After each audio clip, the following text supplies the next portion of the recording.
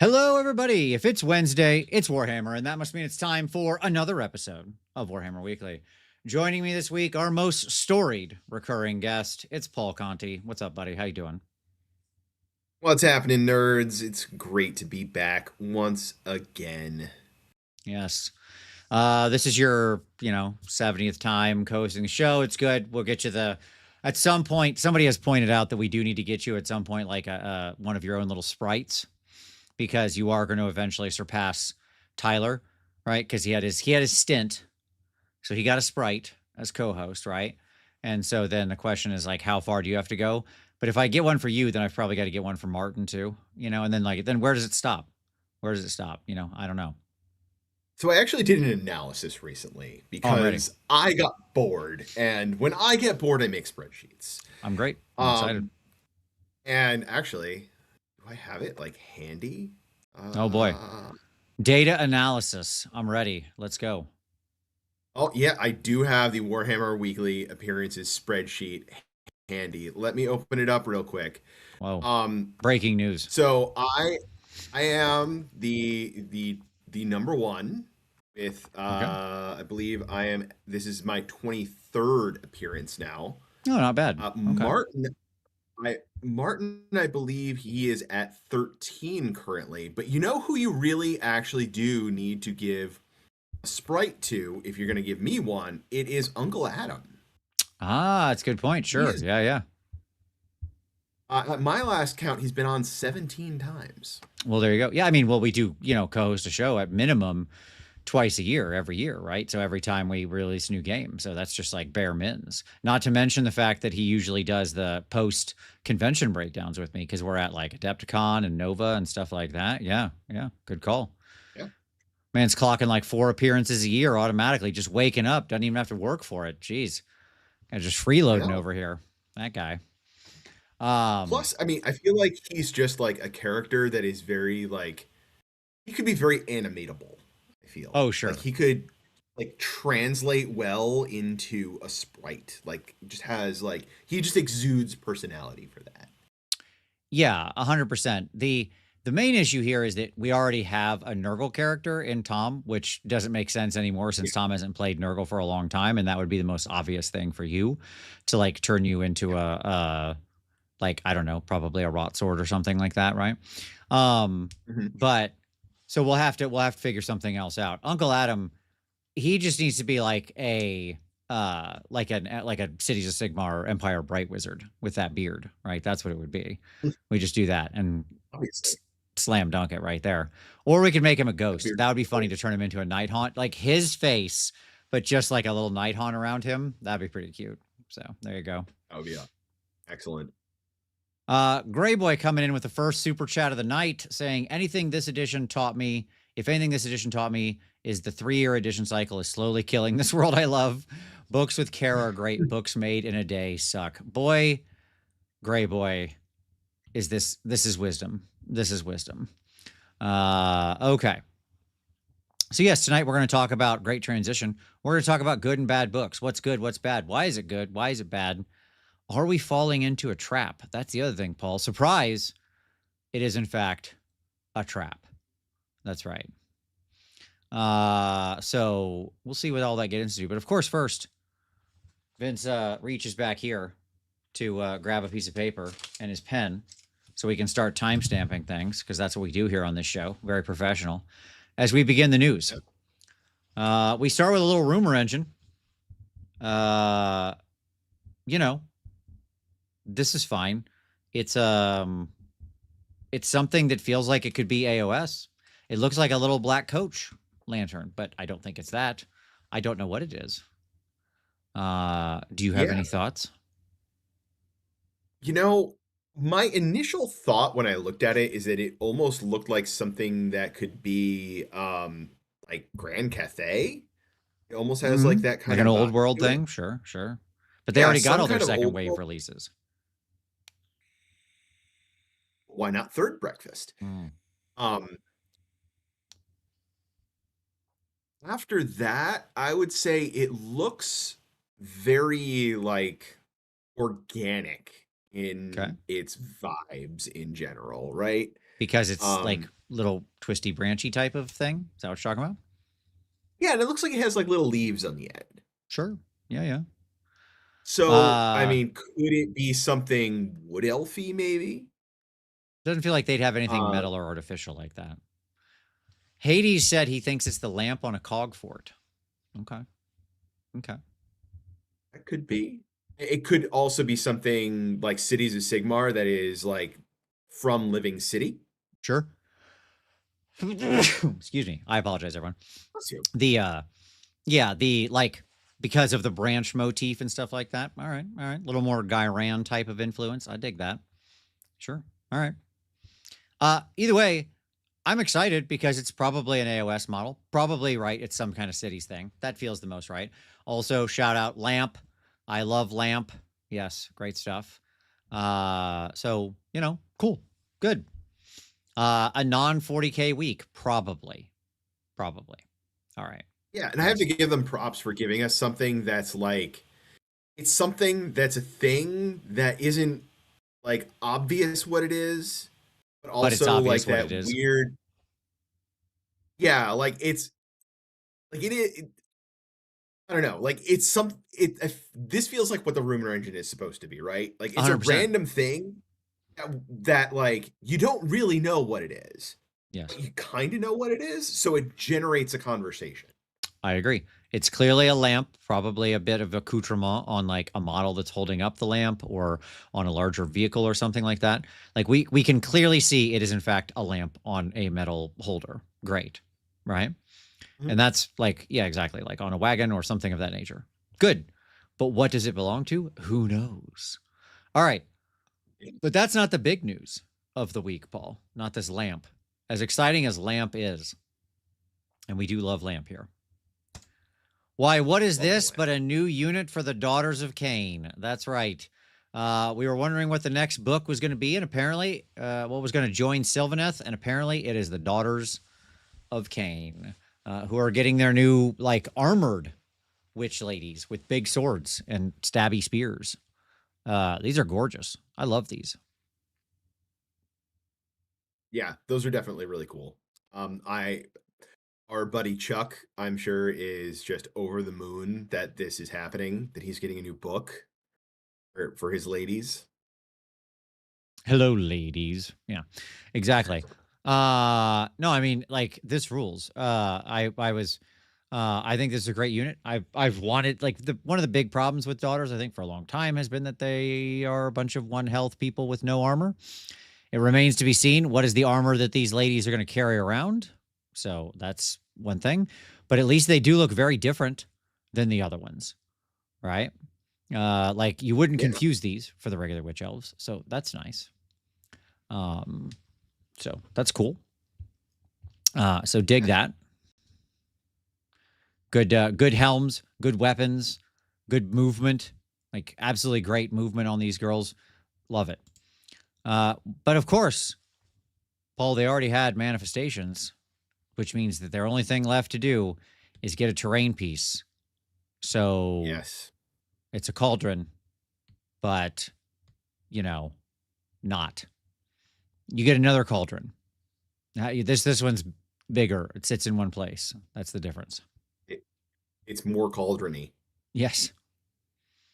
Uh, like this is certainly a thing. I don't know what to say about it. I have a universal hatred for terrain pieces. What I can already tell from this one for sure is that this is going to be one of those ones that you garrison, right? You can literally see the little dais in the back of it where Yeah. you're supposed to sit the model, right?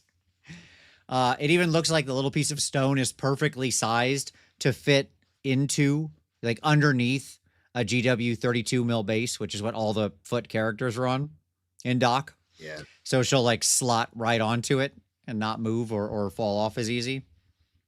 Um, yeah, great, good. I love terrain pieces with like 5 bricks of rules, and 4 of them are about how you get on or off this thing. Yeah. What bothers me for probably not a really good reason is that this stupid thing is on a regular circular base. Like, Okay.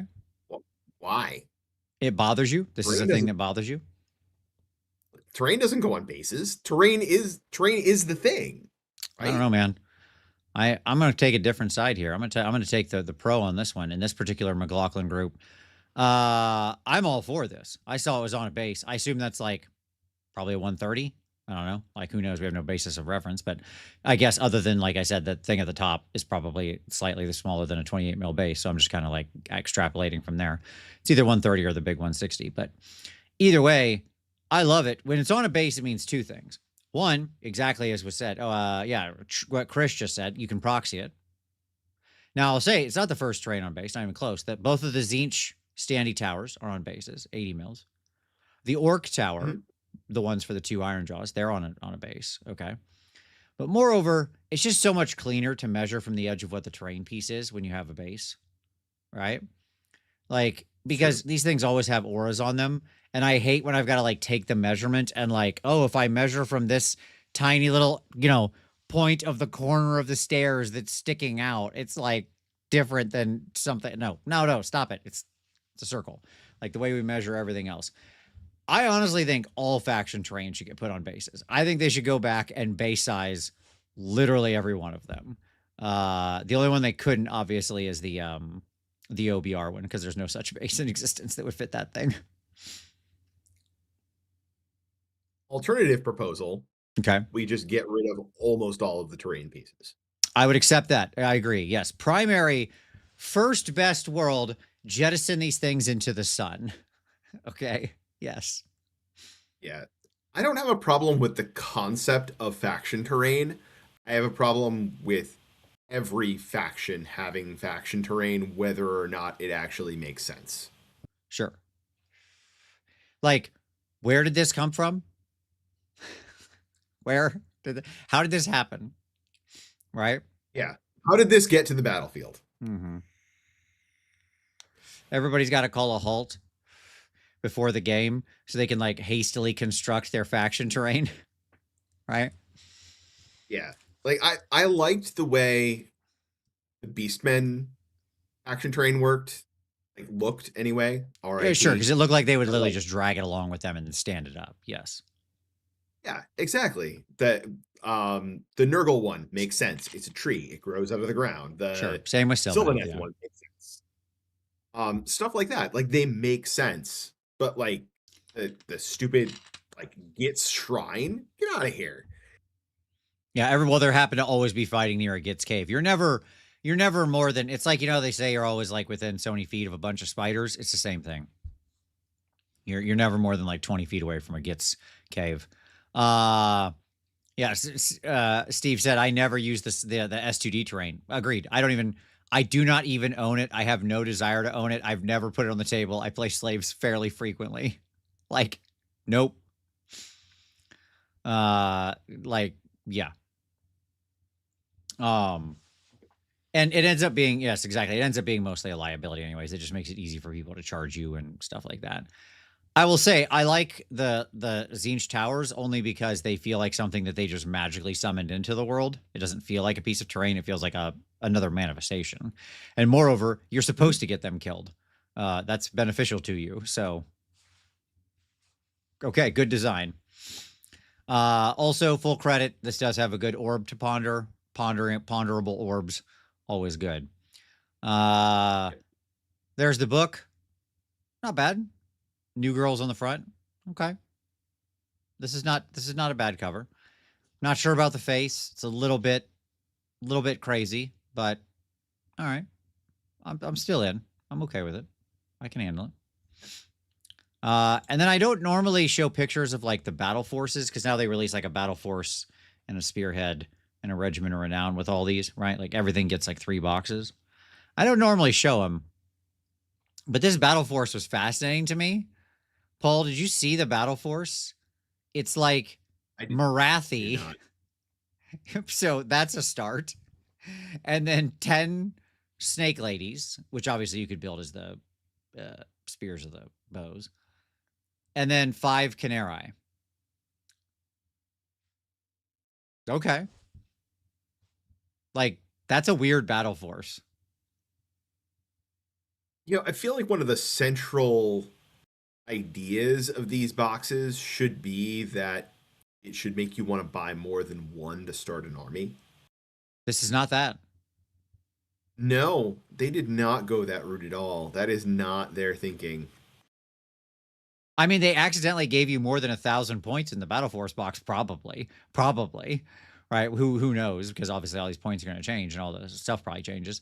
But like, because I think Doc actually needs some like serious work, but like, I kind of love that they were just like, yeah, let's throw one of the best models we've ever made in this Battle Force box. Like, that's wild to me that they were like, yeah, let's put the centerpiece in here. And like, this is not it's a very weird 1,000-point starting army. I mean, it does technically fit in one regiment. Marathi can take all of these units. So Yeah. there you go. Yeah. There it is. Okay. So anyways, it was just a really interesting Battle Force. I thought it was pretty fascinating. All right. And that's it.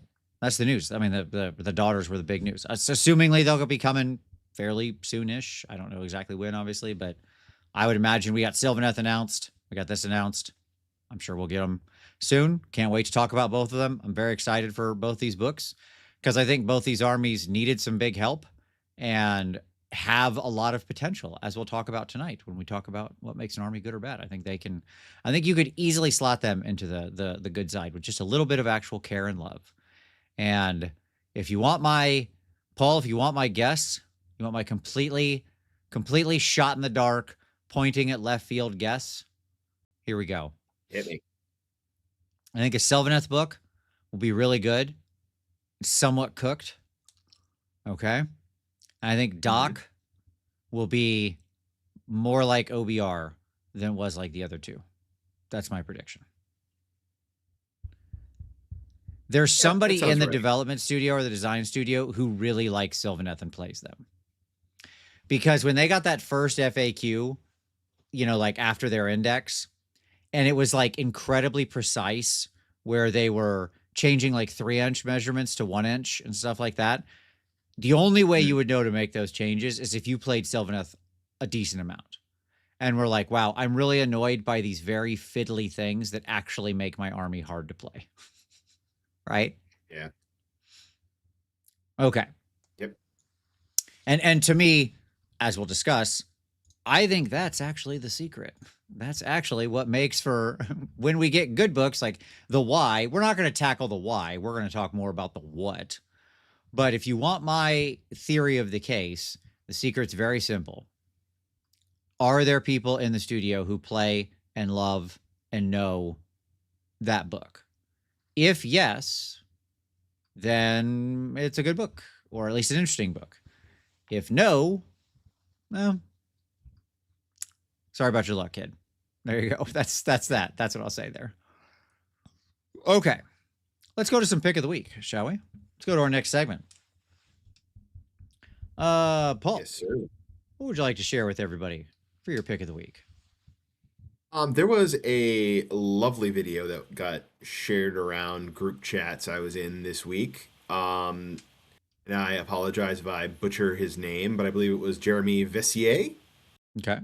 With a nice recap of the Nurgle book that, after having some play into it, was some nice thoughts and reflections on what's going on there. So definitely check that out.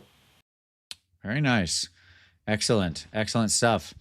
So I want to pick something a little unorthodox, but I was excited to see it. So our good buddy over at 52 Miniatures, wonderful guy. He has started up a new channel, specifically a channel all about books and book reviews. So very, certainly not in the hobby normally, but he wanted to, he also has a deep love of reading and of great books. And so wanted to start a second channel for that. He has a video on his main channel on 52 Miniatures announcing it with all the information and what he's going for. And I thought it was really wonderful. And I think it's always wonderful when people follow their passion. I'm sure we have many avid readers. We got some readers in the audience. So if you're interested, go check that out. I will link the 52 miniatures video and the associated other channel down below. So there you go. Okay. Paul, let's talk about some hobby time. What's been on your desk, my man? What have you been working on? Well, What's in your hobby? it's all out of reach at the moment, but as you, I'm sure, can assume, I've been working through all of the new Nurgle stuff. Yes. Most recently, I've been focusing on trying to get my rot swords ready for the table. But also the Slaven Knights were actually a very nice paint job. Those are definitely fun to paint. Very much in line with the Harbinger of Decay for kind of like general style of the sculpt, a lot of different textures and things like that. So, yeah, just working through all of the new Nurgle stuff very slowly, unfortunately, because it's that time of the year for me where I am working crazy hours and don't get a lot of paint time in. But yeah. Yeah. Awesome. Very good. For me, the great project of another night still continues. I showed the skeleton last week. We're now on to the armor, which is, of course, on my standard little board here of how I work that. So there's where that's at. There are still so many hours to go on this. These are endless work. So yeah, but it's coming along.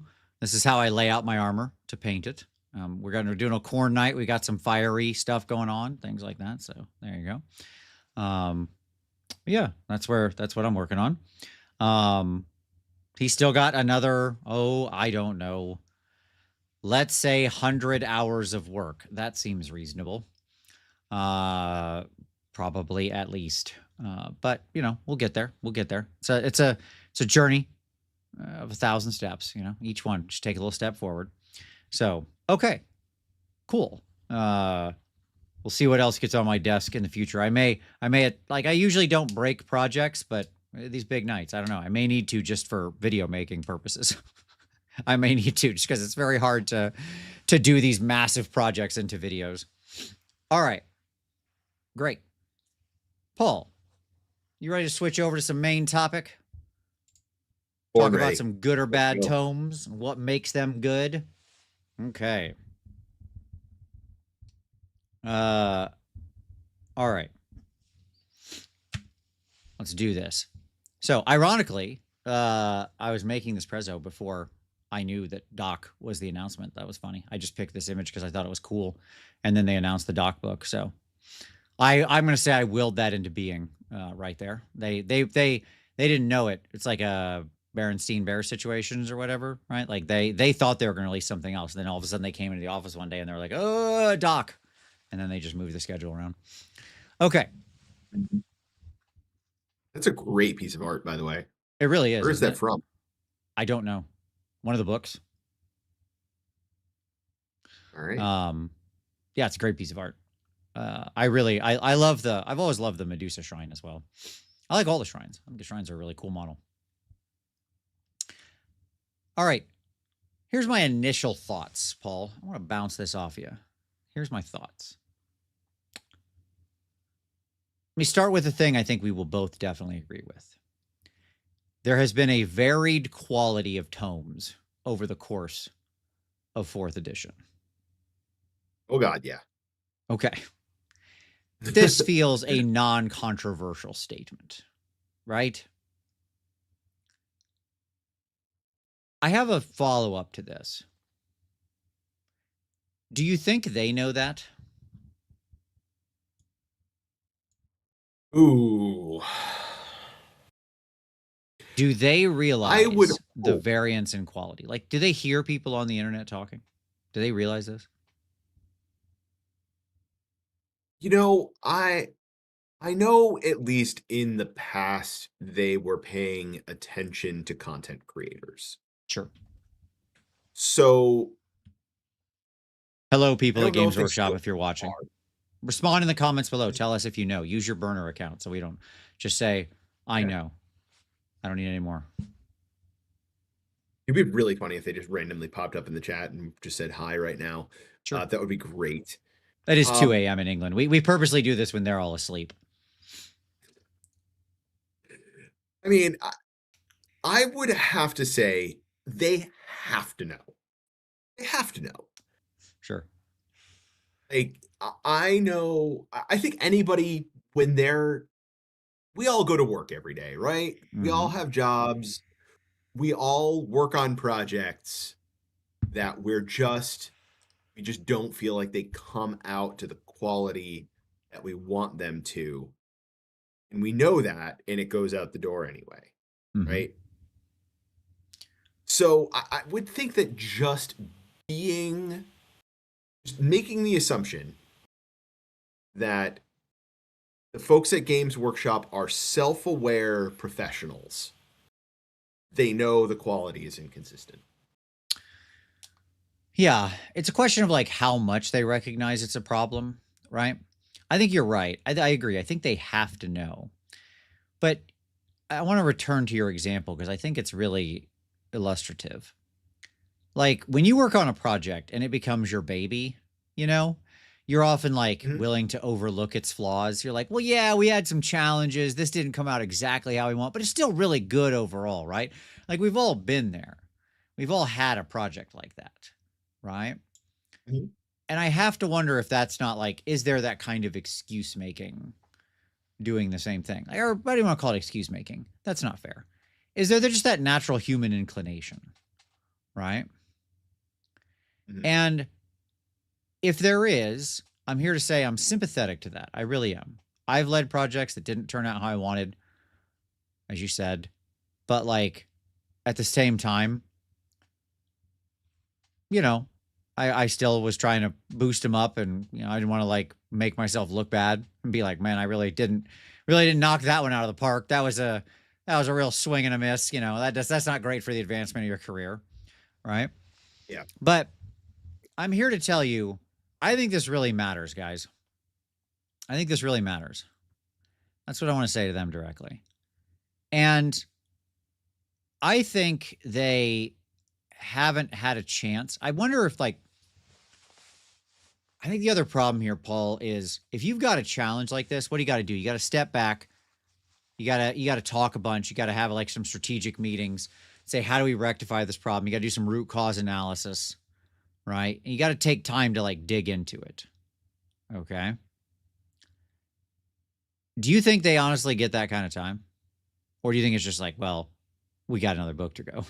Like, keep writing. Um, if you care, you'll make time. Sure. I think that is my honest take on that is if you really care about what you're doing, um, you know, you will find it during the workday, you'll do it after hours, you'll make it happen. Um, so that's my honest blunt answer about it. I think that is fair. I think at the same time, they probably at the pace that sort of leadership has put them on, they're not having as much time as they can to sit down. So one of the reasons I wanted to do this show was as a public service. So this whole show, Games Workshop Rules Writers, this is for you. We're here to help with the scientific analysis of what makes a game good or bad. So we can provide you with some tips, some shortcuts. So you don't have to do the work. We're going to do it for you. We're doing the root cause analysis right now in this show. Here we go. Tuck in. Okay. So just you can go to the conclusions at the end of this, follow all the things we're going to talk about, and then you're good. You're good. You'll just write good books from then out. Easy, easy money. Okay. Mhm.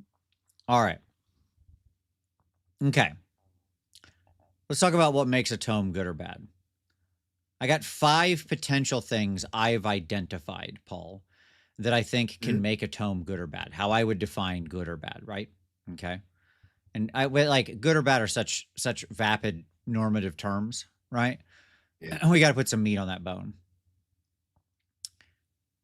So here's how I would do, because I think what good would ultimately break down to me is like compelling, interesting, right? Exciting. Yeah, you want to use a lot of words like that. It's not as though I'm not trying to like weigh the book against a feather and see which one's heavier to see if it gets into the afterlife. I'm like looking for a word cloud And if the most common words that I would say in response to reading it are like cool, fascinating, interesting, compelling, exciting, that's a good book. If the most common things I would see in the word cloud are like challenging, tough, eh, right? Okay. 3+, that would show up on the bad book side. You get it. All right. Yeah. Okay. Here is my 5 things. Number 1, does it give me the ability to build fun armies? Okay. That's number 1. Number 2, is there a sense of internal balance, meaning I would like to use or most of the units in that book have some kind of use and or are interesting? Okay. Mhm. My third one is, do I have multiple interesting play patterns? Different ways to play the army. Usually number 2 and number 3 are going to go hand in hand, right? Because if you have a lot of different interesting internal balance, you can get at different play patterns much easier. Number 4, do I have cool war scrolls and options? Like things that are multiple things that are compelling that I want to select that I cannot take all of. Hence, I can play with different lists, right? If there's one cool artifact and one cool trait and one cool hammer and one cool, you know what I'm saying? Like then there's nothing. Mhm. So Yeah. you're still not going to be a good, you might be a perfectly competitive book, but you'll be boring because like 1,600 points of every army is exactly the same. Number 5, perhaps the most ephemeral, but I think an important one is it an expression of the army in question? Right? What I mean by that is like when I hear corn or whatever, does this book make me think, yeah, this is corn? Right? Or whatever. Okay. Right? Does it feel like does it feel like an appropriately, I don't know, like a verisimilitude of the army in question? Right? All right. What do you think of my 5 sort of factors there? What do you think about that?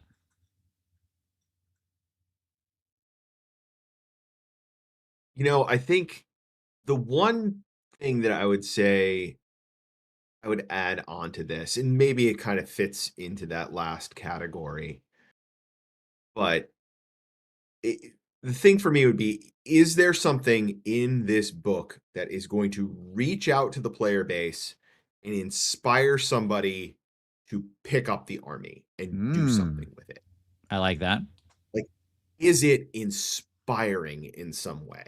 Okay. Okay. And, like, if we look at it just strictly from a sales perspective, right? Sure. Just look at it strictly business, right? What about that book is making a player that does not currently own the army want to pick it up and buy it? Mm-hmm. Sure. And I think a good book is going to really inspire somebody to want to just grab it and run with it. Yeah. I think that's really interesting. I think I might modify what you said just slightly. Okay. Mhm. Which is to say, I think the models do the heavy lifting on inspiring people to want to play armies, right? Like you look at Marathi or you look at whatever, whatever thing caught your mind. You look at Rodigus or something, right? And Mhm. you think, man, those guys look cool. I want to play those. What I would say is the book a closer, right? When you actually Yeah. then go look at the rules, you're like, these models seem cool. What can I do with them? And then you go look, it does that also feel inspiring and cool and all of that, right? Does it close you to be like, yes, I can play this, right? I think that's how it ends up working a lot, right? Because I just think a lot of people, you don't start at the rules. You don't just like wander in and be like, let me look at this book and see if it's interesting to me, right? I think the aesthetics draw you first. But I agree with you that it's important because there have been armies where I looked at it and I thought, man, those guys look cool. And I look at the rules and I'm like, nope. That's Slanesh for Yeah. me right now. Mhm. I love the models. My favorite they've ever made. I look at the rules for Slanesh and I'm like, no, this is awful and I hate it. There you go. All right. So no, I think that's good. I think there's other armies for me as well that I would be much more likely to pick them up if there was something in the book that just grabbed me and said, like, go explore this. Mm-hmm. You know, Mm-hmm. like where is the inspiration to pull me in beyond just the models are cool and I'll deal with the rules. Yep. Yep. Ymir Hades with the super chat. Thank you all for the super chat. Keep them rolling. Says, what edition of AOS had the highest floor, highest ceiling? I assume you mean for like cool books, right? Good books.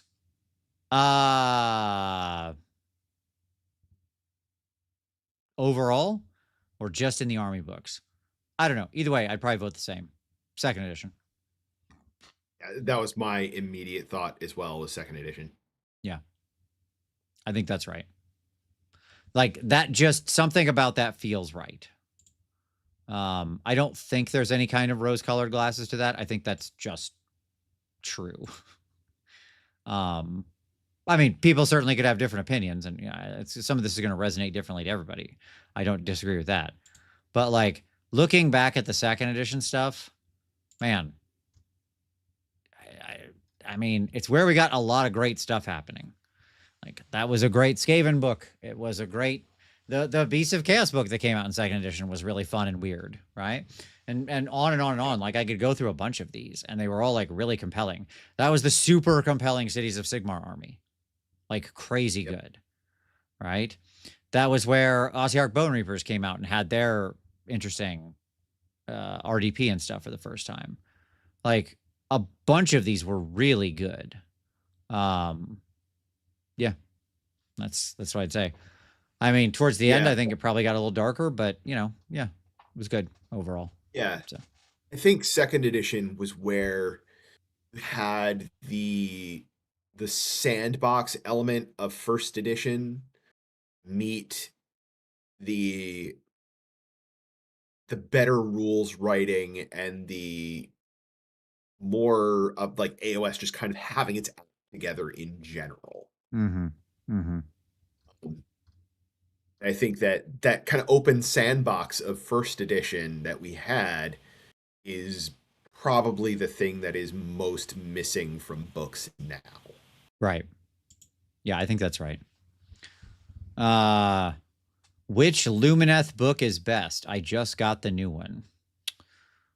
Honestly, for my money, the new one, the current one, like the current Lumineth book is the best book they've done because the old ones were all like pretty peak NPE. That would have been a bad second edition tome, but I mean, people loved it. It was very powerful, but boy, did it suck to play against. This is the first one where I've thought like it's like a really interestingly constructed book. So there you go. Yeah. But doesn't Lumineth feel like an army that's supposed to suck to play against? No, I don't. I think that's just us being that. I think that's Stockholm syndrome talking right there. Okay.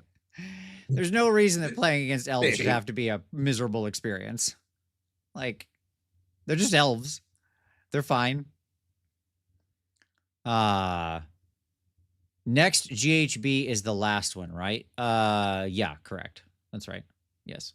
This one that's coming up will be the last GHB of 4th edition. Theoretically.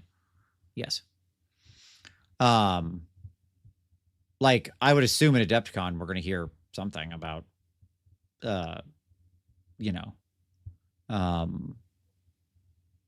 something about the next edition of 40K in the summer. So I would assume that we'll keep to our pattern.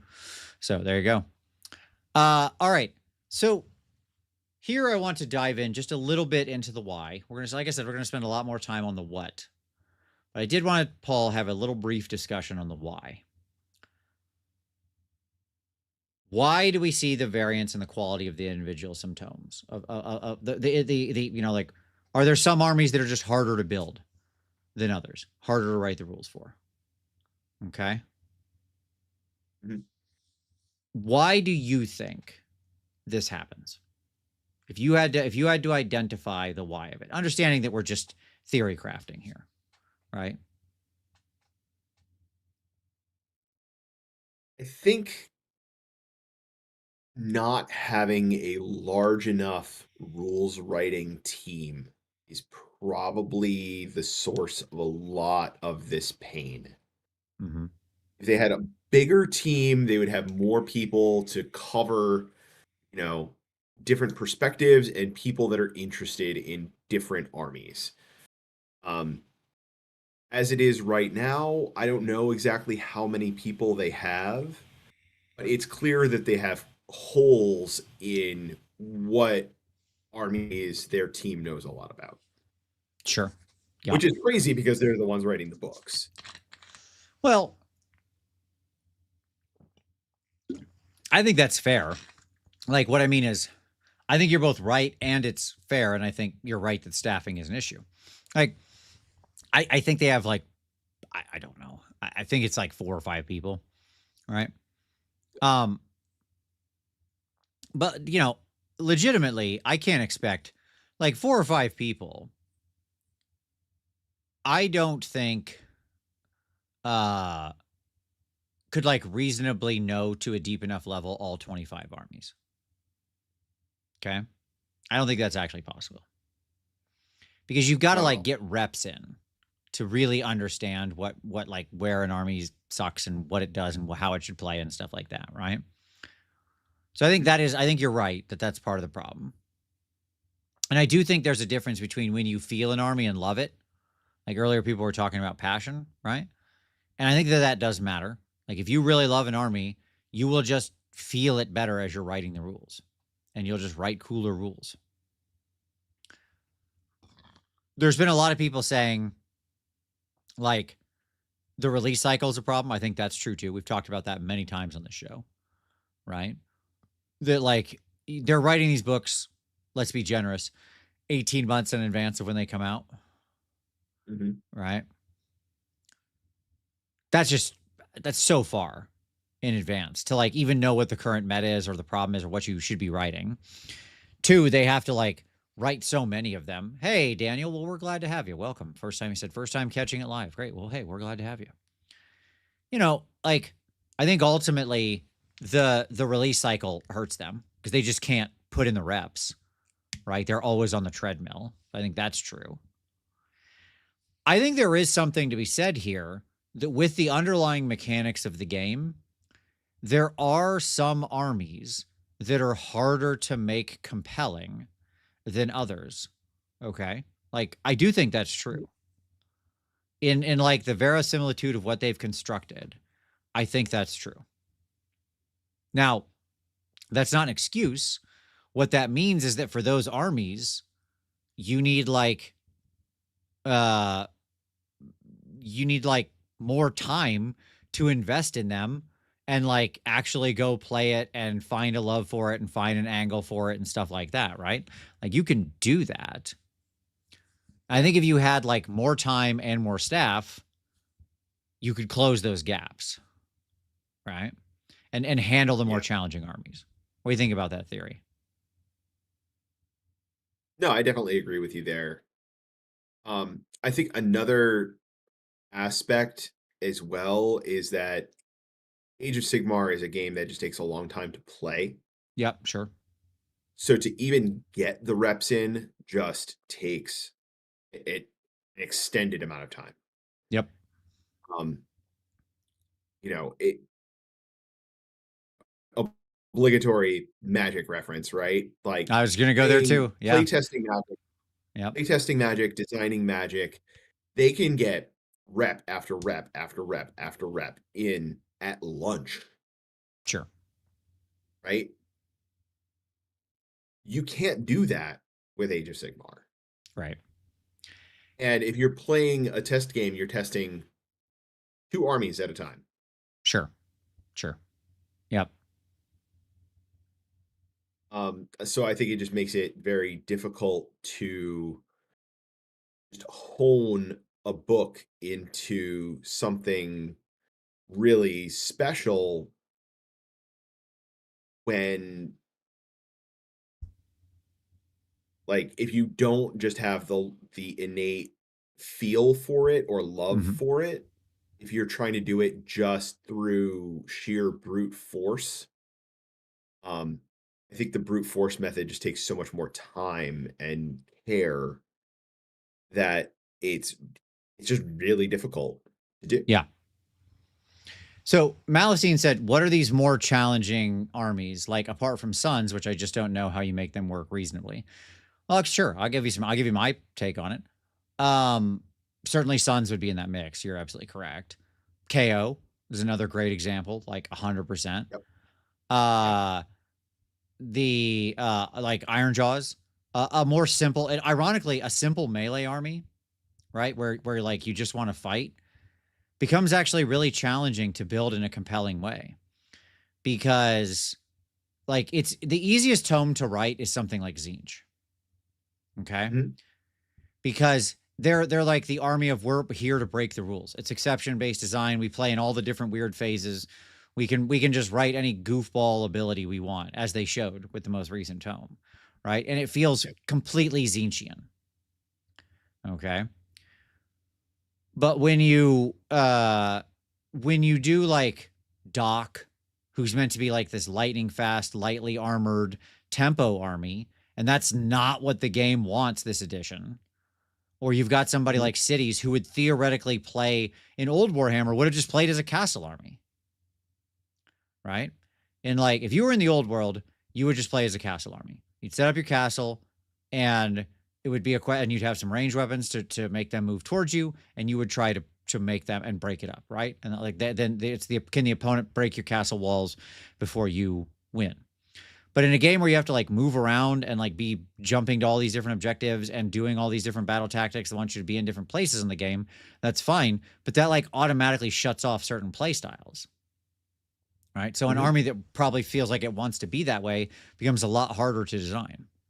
Or an army that wants to be like a simple Timmy army is really hard to make feel compelling, because your roles that you have access to and your complexity and the exceptions you can access just restrict. The aperture just narrows a ton. Right. How many Yeah. different ways can you write +1 damage or +1 to hit? Right. Yeah. Or +1 attack or whatever. Right. And then you've got the fear that like, well, if I just make this army like a melee powerhouse where it just like absolutely slaps, which is how I would write it, by the way. I would write them with all sorts of cool, compelling, just slap to death in melee abilities. Um, then the challenge you run into is like, okay, but what do we do then with like the tricksy dancy armies? Can they handle the melee power, or does it just like it either sucks and gets overwhelmed very easily, or it just wins because it just sweeps them off the table, right? So, Yeah. anyways, okay. So that's the kind of thing I say when I say more like some armies are harder to build. What do you think that tracks, Paul? You think that sounds right? Yeah. I think Gray Boy made a great point that Timmy armies are hard to build because they need to be simple, but they can't be like stupid. Yep. I think that's a very succinct way to put it. Yep. Absolutely. Um. So, yeah, I think that's where I would say that. So, I think that like you can tell when a tome has a, um, you can tell when a tome has well, Evan, that'll happen when they write a good dwarf book for you. Um, I you can tell when a tome has both like a very clear verisimilitude, like it's easy to represent its rules because you're allowed to be complex, and you have people who love it a lot writing those rules. Like when the stars align, that's how you get the great books, right? Mhm. LRL is like the perfect example of this, where it's an army that I know people on the team play, and I know that it's an army, like it's an easy army to represent, right? They want to be able to break a bunch of rules in interesting ways. LRL is an army that behooves that. Ta-da, you're good, right? It's an army that wants to work with like synergies and stuff like that. Yeah, great. That's what Warhammer does well. So it just becomes like a way lower lift than trying, like it is way easier to write LRL than it is to write Iron Jaws. Yeah. Which seems reverse in your mind, right? But it's not. We'll talk a little more about that later on. Okay. So then the question we're going to seek to answer for the rest of the show is, what do we want to see going forwards? What elements can we distill down? That's what the questions we're going to ask. Okay. All right. Now, Paul, we're going to do an interesting experiment. Okay. All right. I have all of the tomes that have released thus far. Okay. And I have simply separated them into 2 columns. Okay. That's it. Those 2 columns are good or bad.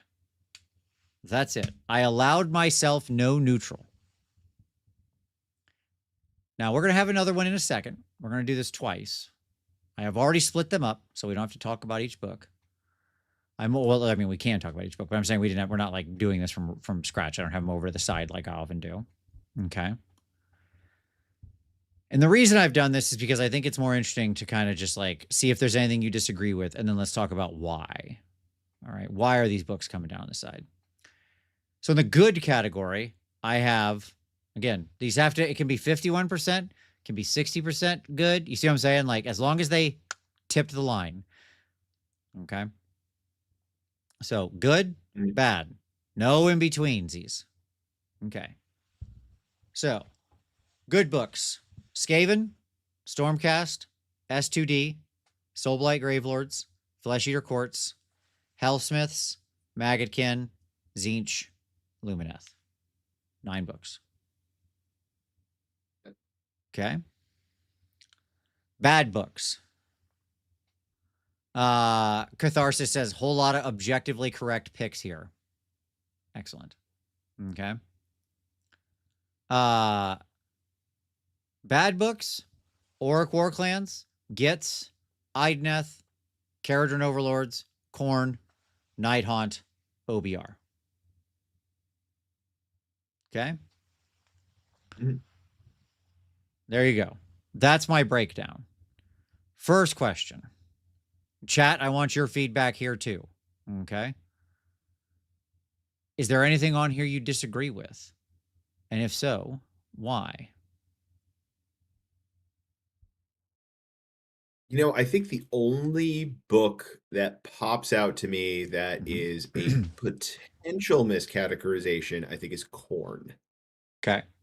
But I think that all hinges on the Army of Renown that got nerfed into the ground. That was really interesting when it first launched, but was overpowered, and they over nerfed it. It's so funny. I went back and forth on Khorne and Stormcast. I'll tell you, if you ask me for the 2 that are most on the line, it's Khorne and Stormcast. Okay. And that's because I went back and forth with Khorne. It was like, how much do I value the armies of renown? Yeah. Because if I'm counting on the armies of renown, if I weight those heavily, Khorne moves into the good category, because I think like both of theirs are good. Like the Bloodlords one now became good after post FAQs and whatever. The other one got spiked into the ground, but it's still interesting. At least it's neat. Okay. Stormcast, how much do I give them credit for it having just like a relatively durable playstyle, even though half of the book, like, and having some options, even though half of the book is utter garbage you would never play. Right? And so Bobby 3000 said with a super chat saying SCE internal balance is ... a mess. I agree. Right. And so I was really like, to me, those are the 2 that are the most on the fence. Like, if I allowed a middle category, neither of them would be in good or bad. Okay. But like, Stormcast does have a lot of good play. It's compelling. You feel like you're playing Stormcast. It, like, on a lot of our categories, it does feel like that thing. Right.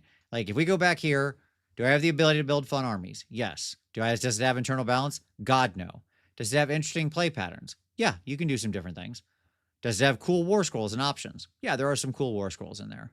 There are a ton of bad ones, but it's so huge, it just absorbs all the crap.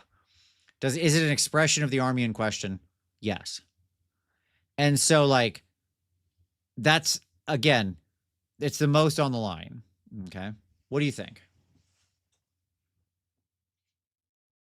Stormcast in particular, I'm not as familiar with, so I will trust your judgment on that particular one. Like I said, you wouldn't have to argue me too hard, right? To Okay. get it down into bad. I'll say that, right? Like Mhm.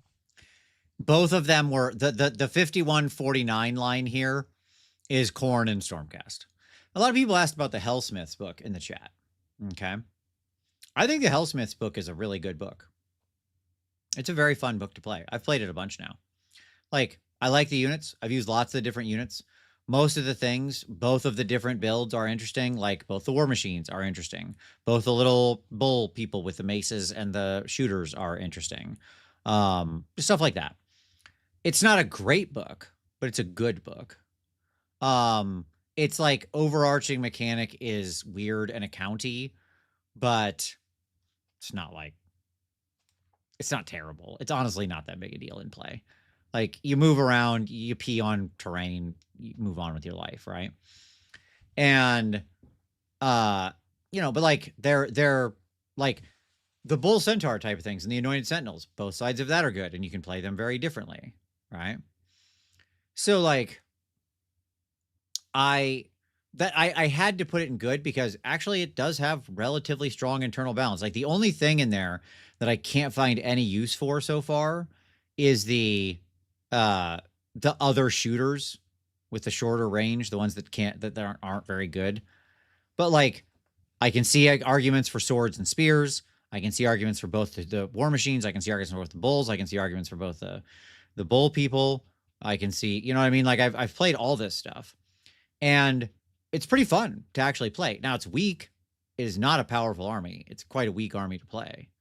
But I don't care. I'm not like like competitiveness honestly doesn't matter to me much in this evaluation. Because that's a matter largely of like ephemeral stuff like points and things like that. If your scrolls are good, if they're compelling, you can find the right points value for them. If they're trash, the book's trash. That's it.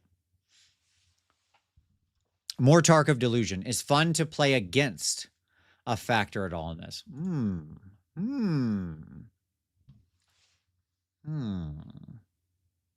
That's an interesting question. What do you think about that? You think about that, Paul? Fun to play against. Like certainly we're taking in fun to play, but I didn't think about fun to play against. What do you think about that? I would definitely factor that in personally as well. Like, if maybe we take this from the opposite perspective, does a book being NPE for your opponent make it bad? Mm-hmm. Yes. Yeah. I think that's a hard line because NPE, as we saw from the big survey I did several years back, right? Like NPE is very much in the eye of the beholder, right? Like at the time we did the original NPE survey, I'd have to go back and dig this up.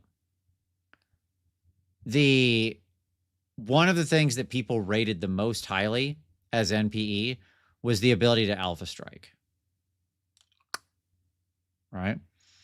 And it's like, well, most armies now can probably have many armies have some ability to like get into you quickly. Right? But I don't know that people would call that the NPE anymore, right? New Zinch is probably the biggest NPE tome that I can think of right now. I think it's an extremely compelling tome, but God, is that thing an NPE nightmare if you don't know what you're up against. If they're playing like the Trixie Eye Teleport army, you will never fight them unless they want you to. Mm-hmm. Right? You'll think you've got them, and then you're just fighting, and then somebody in your unit's a spawn you're fighting, and then that spawn is suddenly 20 Zangor that have been buffed. It's like, what is happening? What is this game? Right? What is NPE? N, as in night. Well, that's a bad comparison. I meant like the time of day. Negative player experience, Kendrick. No problem. You're allowed to be a noob. Yes. N is in noob. There you go. Everybody's a noob at some point, man. Negative play experience, meaning like that, like you're playing against it is generally a negative. Yes. The classic example for this was old school LRL that had a single spell they could turn on that they would do every round that just made it so basically your command points didn't work anymore effectively. Might as well just be that. Yeah. So there you go. All right. So here's the problem with this table, Paul. I think this table is a lie for all the reasons we've talked about. Okay. Yep. So I thought, what if we'd looked at it from a different way? Okay. So instead, I did a second version of this. Let's call this Rev 2. And here, what I've done is I've broken it into 3 categories. Instead of good or bad, I broke it into compelling, fine, and boring. Okay. Mm-hmm. And boring to me is the cardinal sin of book design. Right?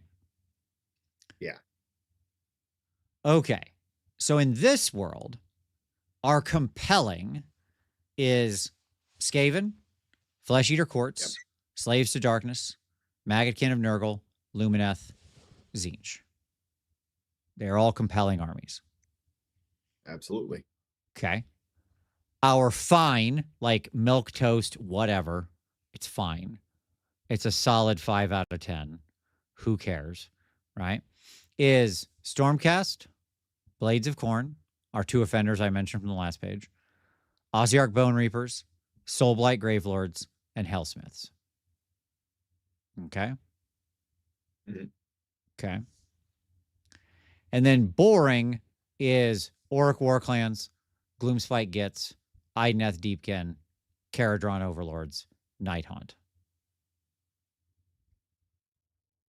What do you think about that breakdown? Same thing, chat. There you go. I think boring is not a strong enough term for Nighthaunt. Punishing. They need their own separate category. Yeah. I will say that I am very happy that I currently own 4 AOS armies. 3 of them have 4th edition Battletomes, and all 3 of them are in the compelling category. Sure. That makes me very happy. Daniel says it's crazy that GW can make sea elves who ride turtles and sharks boring. Yeah. Yeah. And yet somehow we've done it, right? And I see a lot of people arguing to move Ossiarch Bone Reapers into boring. I could probably be convinced of that. I think that's like I've seen a lot of mixed reviews on OBR, but not in the way that you'd think. Like some people are like it's really good, and some people are like it's bad.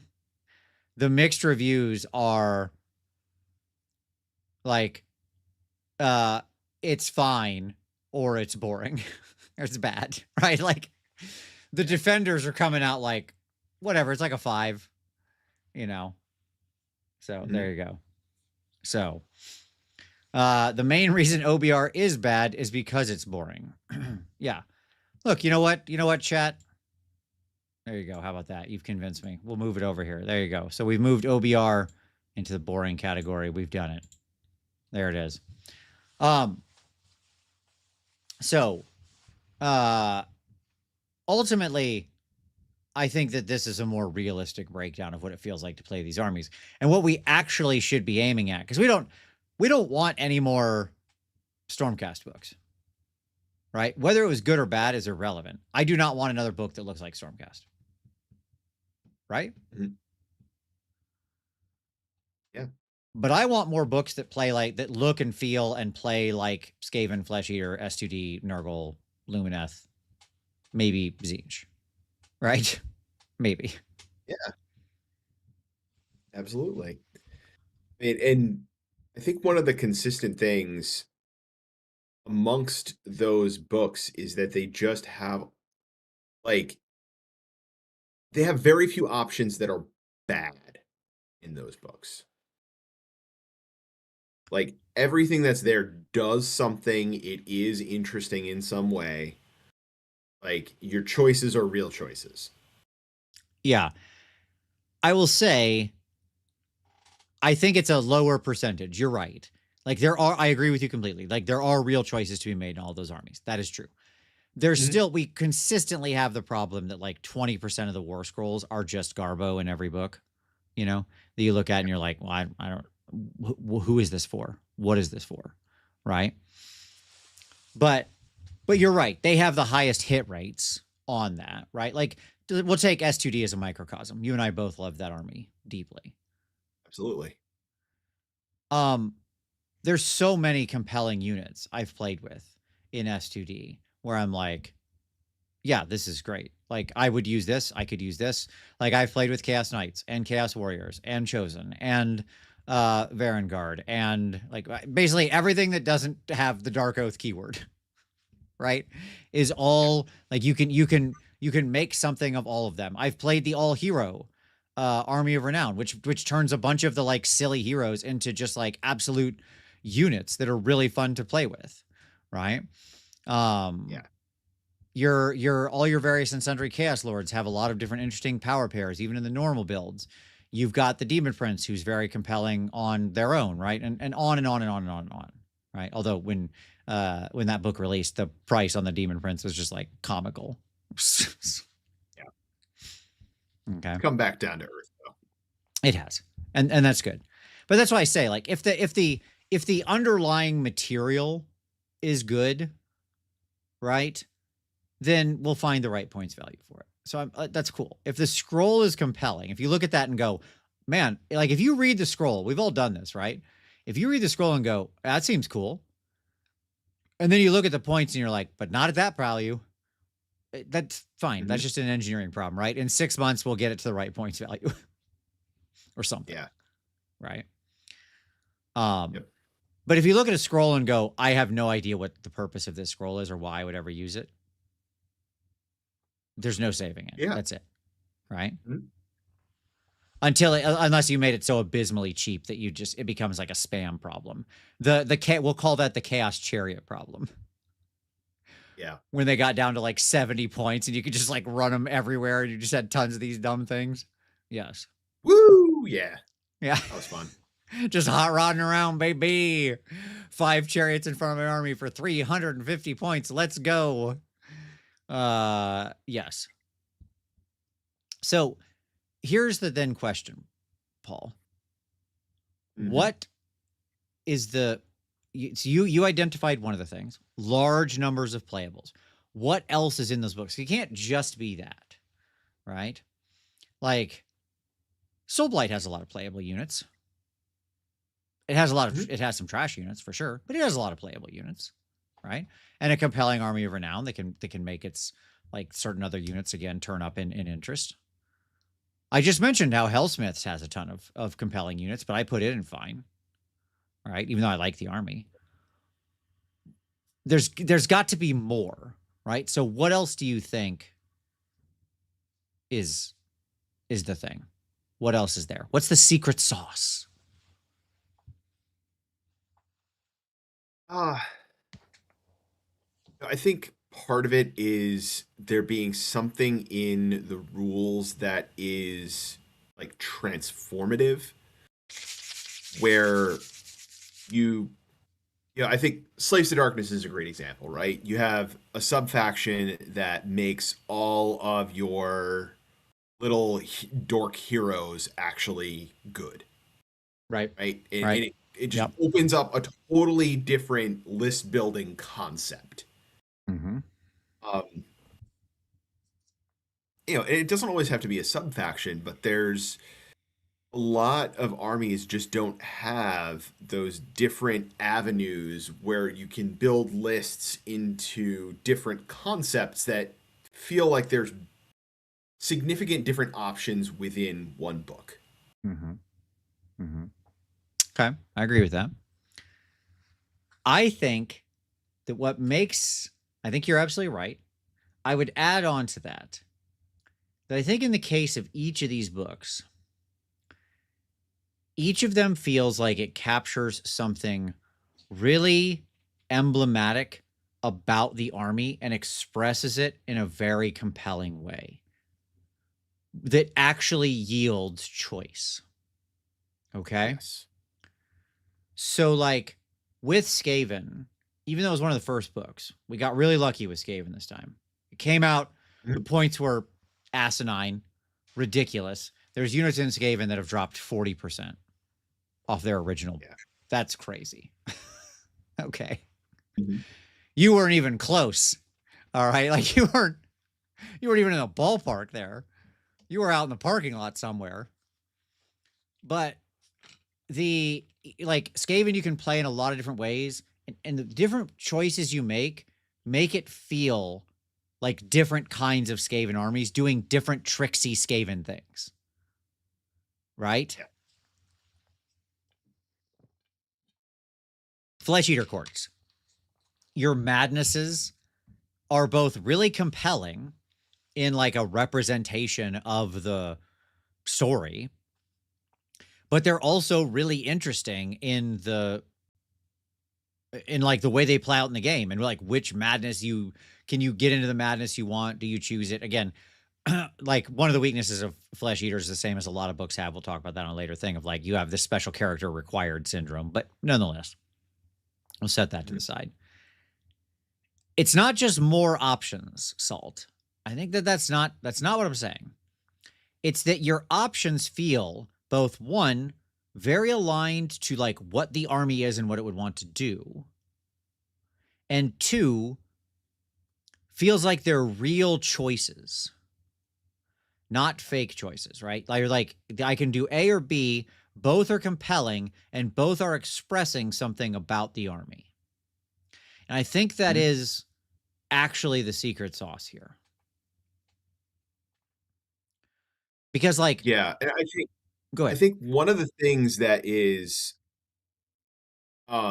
absolutely holding Age of Sigmar design back, I think, at the moment, is the books all being very, very templated in you have 4 battle formations, you have 3 artifacts, you have 3 heroic traits, you have 3 spells, you have 3 prayers. Right. Like every single one is just the same thing over and over and over again. Yep. And You're just slot filling as opposed to doing some good top-down design. Yeah, I agree. yeah, there's sometimes restrictions can set you free, right? Sure. Sometimes your restrictions are just a prison. Yep. And I think we're in prison space for a lot of these books. Yep. And I think that like there is something you said for just like options. Like one of the things that saves Skaven here, because there's some serious misses in the Skaven sort of War Scrolls, but they're so big and there's so many choices, and they like focused on doing so many of those things in a way. You still just had like a lot of very compelling options, right? So on and so forth. So it's the same, by the way, with like Nurgle. It's the same with Lumineth. It's the same with Tzeentch, right? Where you're looking at Nurgle and you're like, man, I've got a lot of different interesting, like, am I taking Rot Swords? Am I taking the Pestigors? And so on and so forth, right? Like there's like 4 or 5 of these units that are all adjacent in their kinds of roles, but all do slightly different and interesting things. Lauren, come here, pup. Come here, baby. Hey, come here. Puppies. Come here. No, over here. No, she wants to take the ball back. Oh, hi, Lyra. My dog came to see me. That's fine. She'll come in a minute, probably. She's just playing around back there. That's fine. Apparently, they don't want to come in here, dear. Come here, babe. Come here. Nope. She's going to take the ball back. All right, that's fine. That'll just happen behind me. There you go. Whereas, like, when you look at the boring books, they don't have that at all. There's no meaningful choice that expresses the actual flavor of the army, right?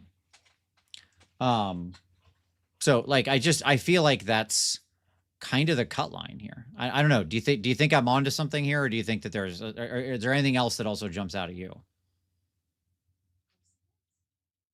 No, I think you're right. Okay. Yeah.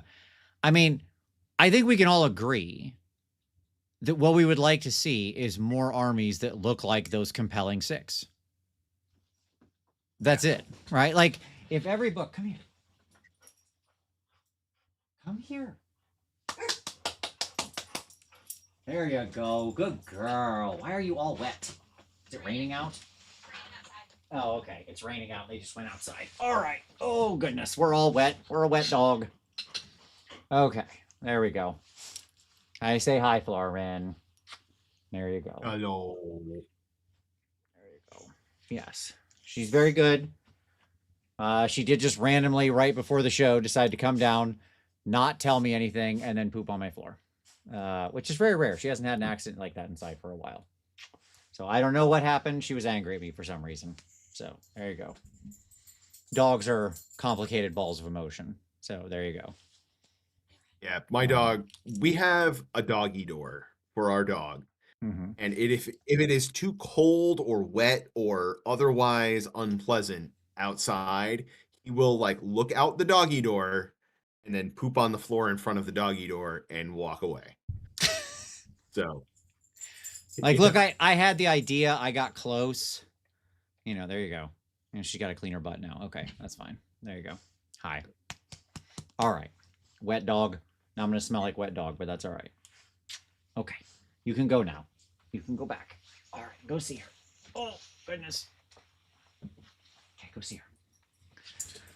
All right. There you go. She's upset. I keep calling her a harbinger of chaos. I mean, look, that is simply real. Okay. She is. There you go. Okay. Paul, I want to highlight something here on the next slide. Okay. I want to talk about this one a little bit. I want to talk about the complexity trap. Okay. Yeah. Something occurred to me as I read Lumineth and Tzeentch. They're both very compelling books. But man, the skill floor on them is really high. Right? Yeah. Like, one of the ways you can like cheat and make a tome feel good is just by like adding a lot of like complexity options that all feel like something and you're doing something. It's just like a lot of plate spinning, a lot of follow the lady type of action, right? But it's not always positive. And so I think you have to be really careful. Like, both of those tomes are very much skirting that line. I think Tzeentch more than LRL, but both of them are doing this. I think that's fine for some tomes. Like, Tzeentch and LRL should probably be 2 of the more complicated battle tomes. Yeah. The very nature of those armies and what they're there and what they represent and their verisimilitude and so on say that's okay. You can't write an Ironjawz book. We talked about this earlier. So this is the sort of more in-depth conversation that I wanted to have from earlier, right? You can't write an Ironjawz book like that LRL book and have it make a lick of sense or feel correct. It would just be nonsense. It'd be nonsense. Right? Mm-hmm. So what do we do there? Right? If we're not going to go into the complexity trap, what do we do with those armies? What do you think is some solutions there? I mean, I think you have to lean into something flavorful, something that leans into the lore, the fluff, the narrative, that expresses something else about the army, right? Ironjawz, you could maybe explore like different tribes or something like that are like different things that are kind of sitting in the lore that aren't really being expressed in the rules very well yet. Yeah. Because I'm sure it's there. Sure. Yeah, I mean, like, Across the Pond said you lean into like competence for the Ironjawz, have the Ironjawz actually display some competency. You know, they are good night. They are like a major force in the realms, right? So theoretically, they're competent enough to survive, right? And to me, like you can't do, one of the things that's crazy about like Zinj is right. You can like build into fate and manipulation of things and your fate points. You can build into like your teleporty, banish them to the shadow realm ability, stuff like that, right? Very weird abilities where you're just like out and out breaking the rules of the game. And that's just not a thing you can do with somebody like Ironjaws. But let me give you a thought, okay? Well, hold on. I'll do Hades super chat here first. Hades with a super chat saying, "Do you think the books that you consider compelling aren't so for new or average players? More complex books tend to be less compelling to most. Personally, I think flavor trumps all for good books." So I think that's exactly what I'm concerned about, Hades. Is like, how do you make the books that are meant to be simpler also compelling? Right? Especially for newer players or players who aren't that interested. And I think if you look up here, the one where they did that successfully, the two where they did that successfully, I should say, are Nurgle and Slaves. I don't think those books fall into the complexity trap. But I think both of them are compelling books.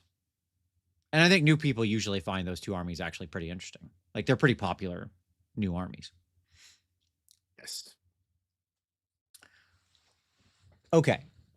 So, like, my answer for what you do with those simpler armies is you give them, like, much more interesting but straightforward and powerful mechanics on units that they have to make real choices on. Okay? So,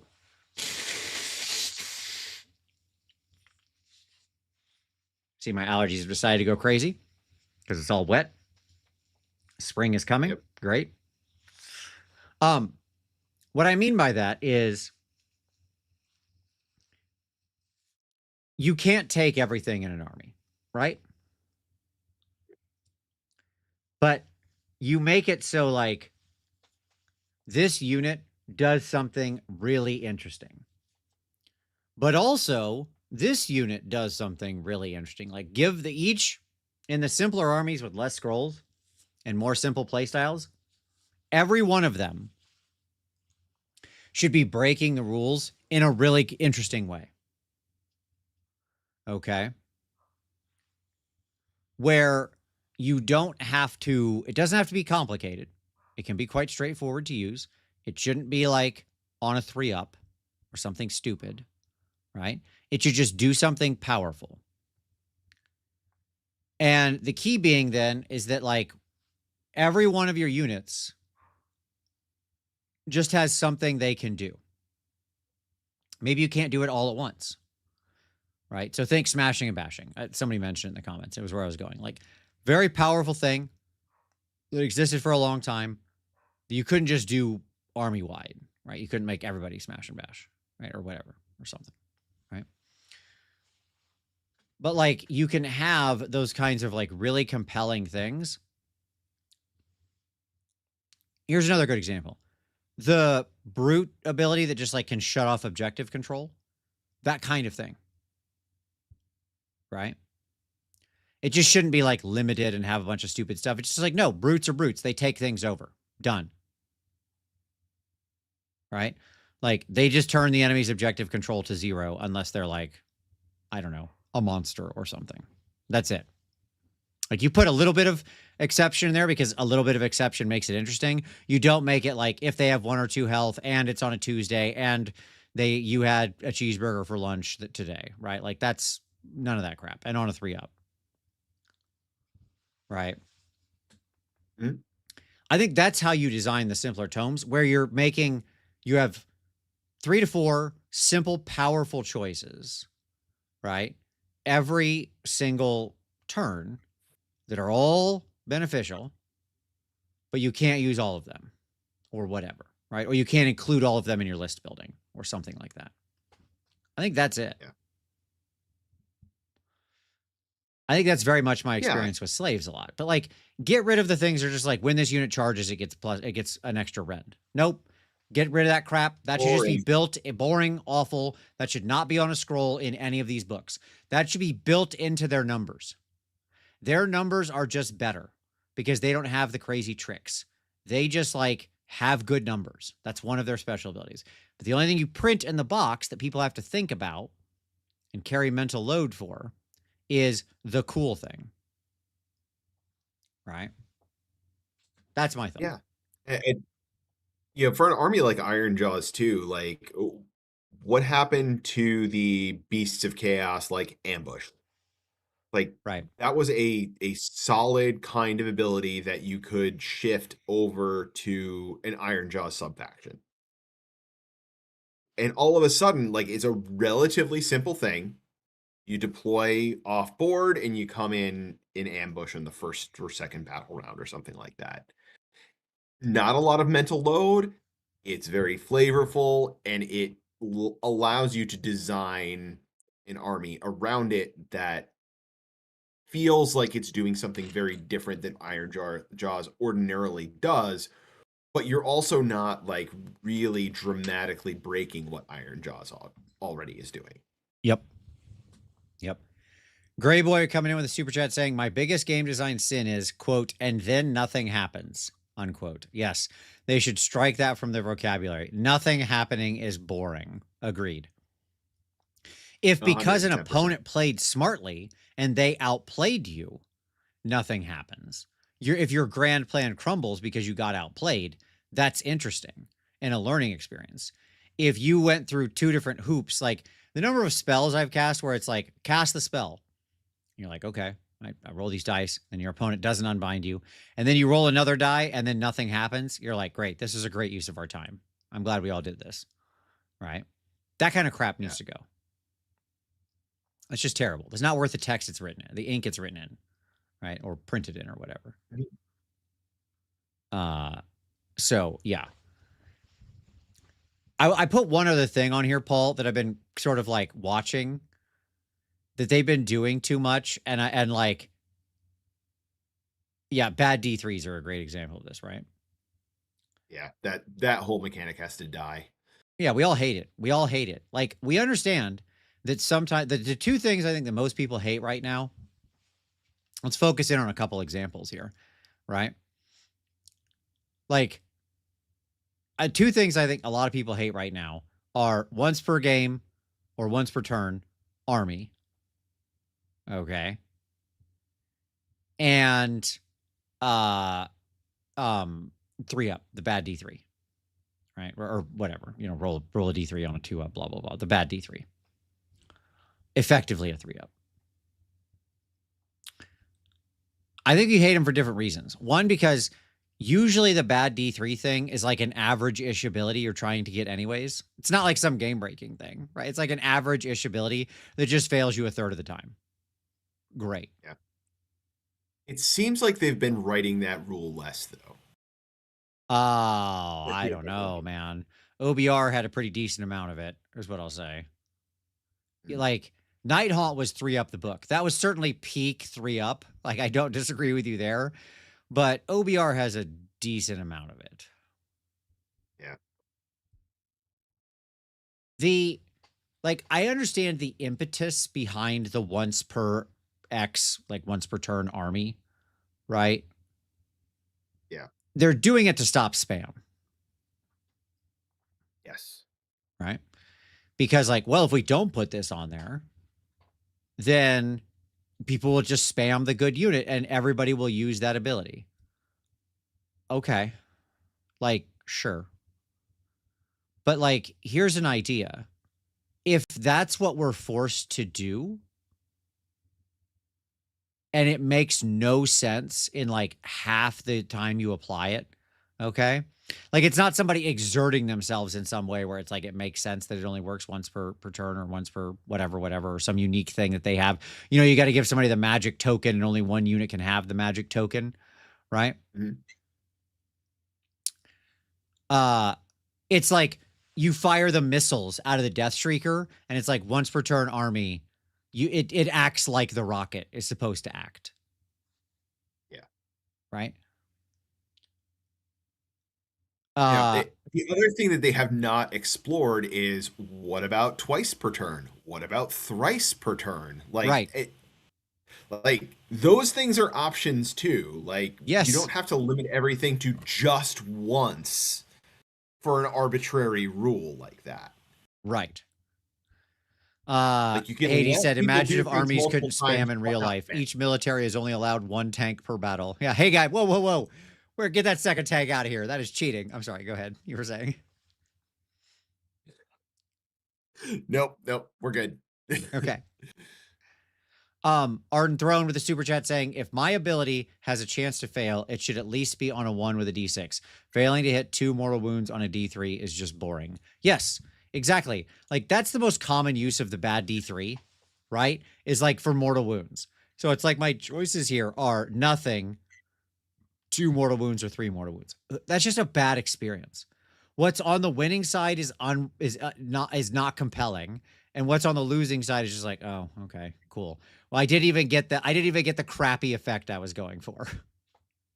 Great. Yeah, just getting one mortal wound out of something is disappointing enough on a D3. Having it be 0 instead is just a kick in the teeth. Yeah. See, I'm sympathetic to the spam thing, okay? Because I actually don't like when spam becomes the order of the day. Spam, spam, spam, spam, spam, spam, spam. Okay, right. I like that does kind of suck. And there have been several Yes. points in several armies in our history where basically the right way to run an army was to just take as much of this thing as you can shove into it. So somebody asked earlier, like, why try to limit things that you're supposed to be taking as your troops? Well, it's like the answer is because it kind of sucks. They want to sell more boxes of different things, not one thing, because then if that changes, people have a bad time and are more likely to leave. 2, they want to see army silhouettes reflect all of the units that are on the table. 3, like, it's just crappy that, like, okay, this season it's all this cav unit, and next season it'll be all this infantry unit. It just causes a lot of like dumb churn. Okay. But so I'm sympathetic to the cause, but I'm not sympathetic to the solution, which I think is wrong-headed for exactly the reason you talked about, right? Like you could just have it like be twice or thrice per army, different limitations. Exactly correct. 2, doesn't this speak to the fact that we have a list building problem here? Right? Yeah. Like, Yeah, spam is not a fixing the problem. problem with the smooth brain solution. Yeah, exactly. Like, we're like, well, that screw is sticking out of the baseboard. Get the sledgehammer. Whoa, no, wrong. Incorrect. Wrong tool. Yeah. Right? And moreover, it's like, I don't like Leloth, the actual like limit of 3 rule from 40k wouldn't do basically anything in AOS, because most of the time your spam is 3 units of it. Like, consider a 250 point unit that you then reinforce and take 3 of. That's 1,500 points to your army, which is exactly what you wanted. And then you just took 500 points of characters to supplement them. So it doesn't actually do anything. Okay. You got to be really careful about overarching rules fixes like that. Those have a lot of unintended consequences. Okay. But like, it speaks to like the old world doesn't have a spam problem. You could just, in list building, have units that say like 0 to 1, unless you take this hero and he allows it to be 0 to 3 or whatever, right? Like, if you had those restrictions, then you could actually do a lot of fun things, right? You could say, like, you can only have 1 of these normally, but if you take this hero or this hero, they each add 1 additional to your army. And in this army of renown, you can take as many as you want, but then you can't take any of this stuff, right? Yeah. And that feels way more fun to me, and like an actual list building challenge where you have like different things going on and you can do different stuff with heroes, right? Yeah, exactly. Cygnus says, or 0 to 1 per 1,000 points, just like they do in Old World. Yeah, exactly. Molostine says 1x army on staples like Mortek Guard is so stupid. I agree. It's so dumb, especially on like a staple unit. But they're just printing it on everything now in like abject terror of spam. Right? Whereas like certain units, fine. They want to keep the door open to like allowing people to take a fun wonky army if they want. They could do this with the existing rules as well, by the by, Paul. Like, here's another way to do O to 1. You ready for this? You ready for me to blow your mind? Okay, here we go. I'm about to cook. This thing is limited to 2 in your army selection. Can't take more than 2. This hero allows you to take an extra 1. So, okay, so now you could have 3 or whatever, right? Okay. But, now I lost my point. I had a really good idea. I literally forgot it in the middle of talking about it. Oh, I remember now. Okay, I got it. But using our existing list building stuff, you could take extra, but they can't go in regiments. They have to be auxiliaries. That is another design lever they could pull. They could pull it, right? So you could have this thing that's like, well, you can take that. You can take as many of these things as you want, but they all become auxiliaries. So for the fluffy narrative player who doesn't care and just wants to take like 6, I don't know, of this particular Terrorgeist, right? You could do it or whatever, but only like, that's a terrible example because they're awful monsters, but you get my point, right? Like only 2 could be in the army, 4 can be in. If you could take the other 4, but they're all auxiliaries automatically. Yeah. Boom. Everybody wins. The lever they can pull too is you can only include 1 of that war scroll per regiment. Sure. I think that's an interesting one. Again, that would probably end up close to the rule of 3, but yes, that would be a fun thing to put on us on like a. These are all. I agree. These are all things you could play with, right? Like general limit, hero expansion, auto auxiliaries, twice or thrice per battle, only 1 per regiment, only X per this amount of points, only 1 of these for every unit of this type that's in the game. So you're forced to take another unit to unlock it. All of these are forced. Yeah. One of the things that really bugs me is when they try and restrict spam to the point where it becomes like there's no point in running more than 1 of a thing in a list. Like they did that to Beasts of Nurgle in the most recent Nurgle book. That's one of my few like real gripes with that book. It has an ability that is like once per turn army, and as a result, it's like you never want to run more than like 1, maybe 2 beasts in a list ever. Right. And it just turns off the fun. They're trying to stop 20, but sure. Like, okay, we would have been okay with 3 or 4. Right. Exactly. And Nodon said they sort of had the per reg one in armies like KO, where a hero can only take 1 boat, except the 2 named heroes. And you just reminded me, Nodon, that I'm forgetting, of course, in the very first tome in Skaven, your non-Scryer heroes can only take 1 Scryer war machine per regiment. Yeah. So we had this tech at the launch of the edition and then just forgot it existed. Right? Yeah.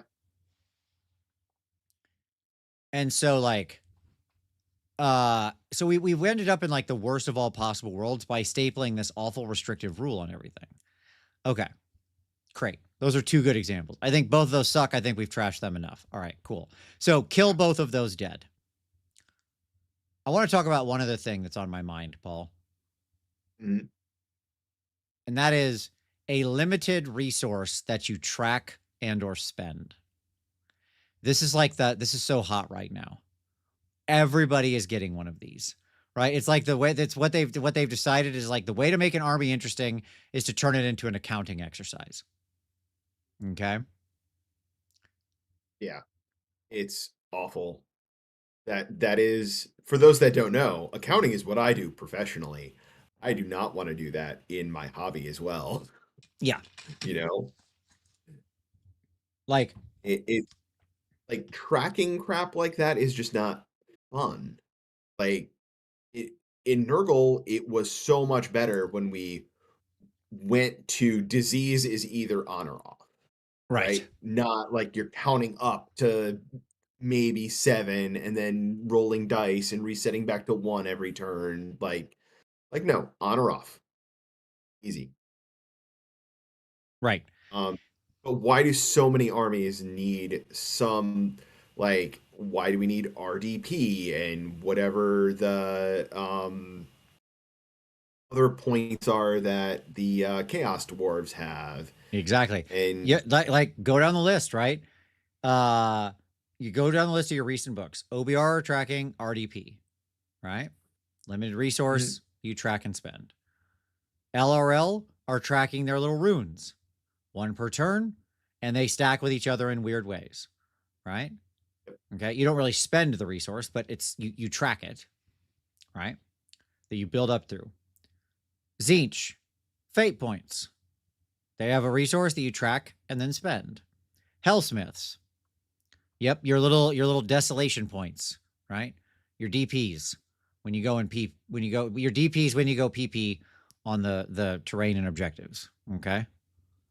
And like and so on. Like every army doesn't need a second type of command points. Yeah. Right? That's all we're doing here. Okay. So Mhm. I just think that, like, yeah, sure, blood tithe. I mean, I'll give like a grandfather excuse to blood tithe, although now you spend it in weird ways the different ways that you did. Now not only do you spend it, but you now have this like flow chart you're gonna go through as well, which is actually boring because you're always just picking one thing in most battles. So like whatever. Um, yeah, Yeah. I do not want to see this continue. I don't need like a new IDK book to come out at some point and I get tide points. Track your Tide Pods. Okay. Or like whatever. When the Sylvaneth come out, I don't want to see like life points or whatever. Seed pods. Soul amorphe. Something. No, stop that. Okay. Yeah, and sometimes is okay. Like I honestly think that the old blood tithe mechanic worked and was good and was a reasonable amount of tracking. Sure. I'm not against this writ large. Like that is it. It's not that I think this Yeah. should be excised from the game. I'm saying I think that it shouldn't be stapled on every army, right? That's what I'm saying. And we've had a Yeah. real run of it here. Maybe that's coincidence. Maybe so. Yeah. I think honestly that's one of those things that's missing from the new Corn book too was just that joy in the winning for losing that old blood tithe mechanic had. Sure. When we get Doc, are we going to get a different kind of blood tithe? Because there's no way they're keeping their 5-turn chart. That's gone. Right? You sure about that? I I do not think that'll stay. The way they've changed every battle like I think they wanted to go back to the beginning and say like and redo everything, right? So, um I just think that like uh I think they're going to end up at like I think we'll get a knockoff blood tithe for Doc if you want my guess. Okay.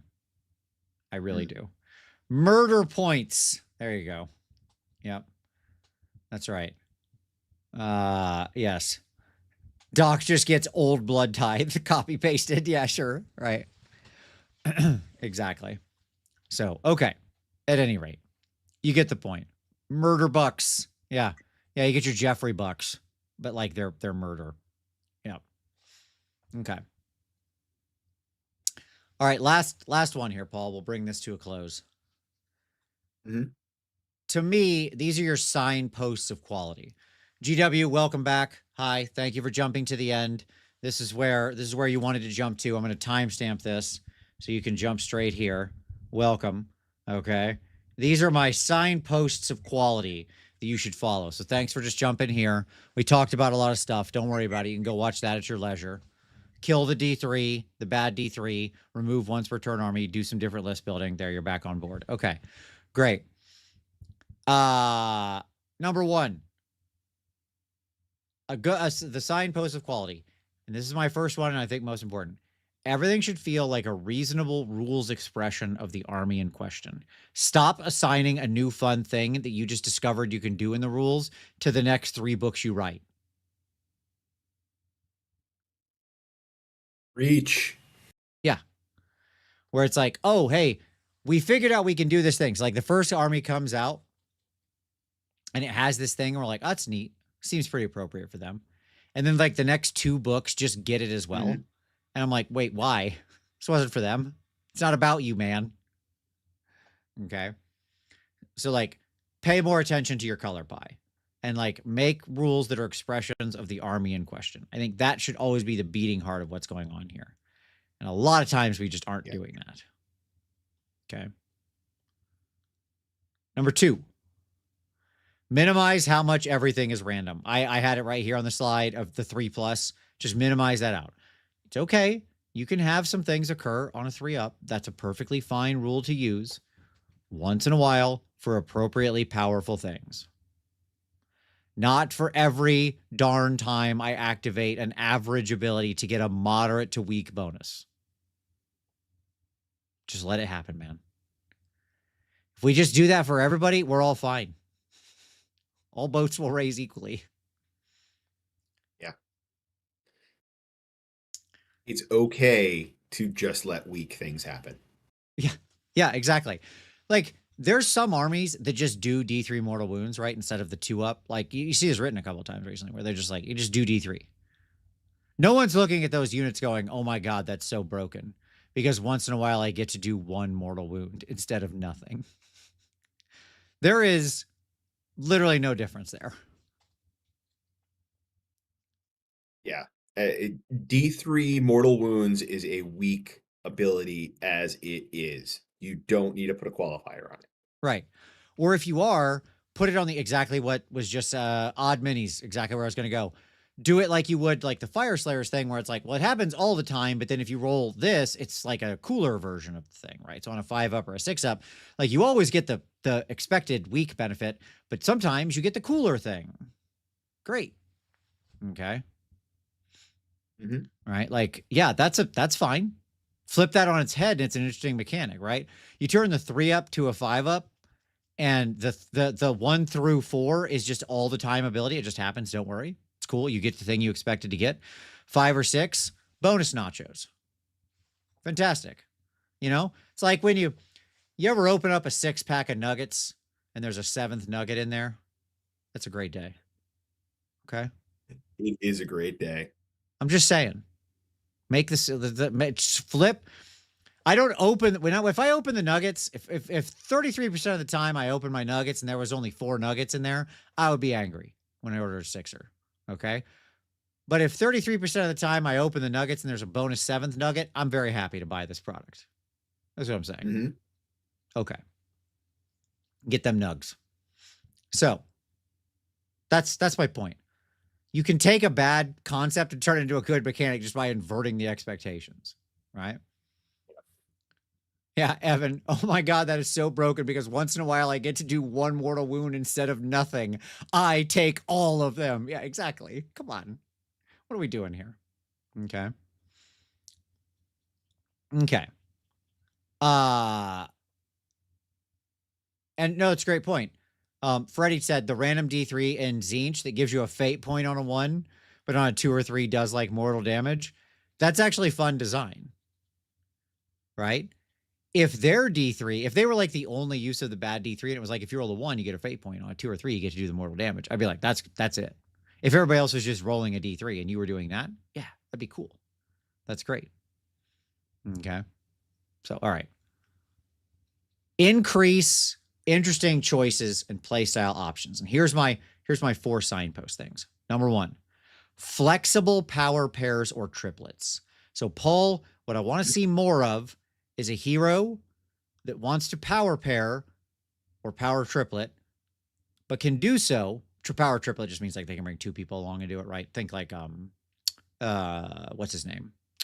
The guy who can pull like 2 cav units in with him, right? That kind of crap recently, whatever. Mm-hmm. But make it flexible. Don't just lock it to like, this is the hero. I mean, occasionally you can do that. Again, none of these are all the time. But it's more interesting when it's like, this guy can pull in infantry or whatever, right? Or this or that infantry. You see what I'm saying? So it's not completely on rails. Does that check out with you? Yeah, absolutely. Like, I hate when it's just like, well, this is the required hero tax for this unit. They go together. They're just like, snap. They just snap together like little magnets, right? And I'm like, no, how about like this dude can be a competent hero and do interesting things with any of these 3 units? Hey, cool. Now any of those 3 units might become an interesting combo with him depending on points and time and your list and stuff like that, right? You're not locking yourself in on rails. Yeah. You know, a Lord of Chaos being able to buff your warriors or your chosen. Exactly. Yes. 100%. Exactly. Yes.